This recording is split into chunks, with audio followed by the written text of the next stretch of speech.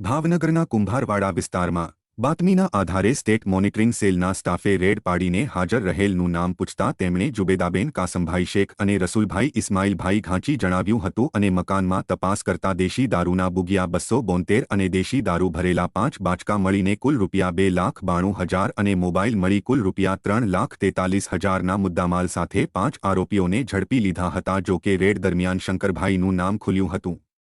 Bortalav police સ્ટેશનમાં યાકુબભાઈ કાસમભાઈ શેખ, સુરેશભાઈ સામંતભાઈ ચૌહાણ, રસુલભાઈ ઇસ્માઇલભાઈ શેખ, મહેબૂબભાઈ કાસમભાઈ શેખ, સોહેલભાઈ કાસમભાઈ શેખ, જુબેદાબેન કાસમભાઈ શેખ અને શંકરભાઈ સહિત 7 સામે ગુનો નોંધાવ્યો હતો.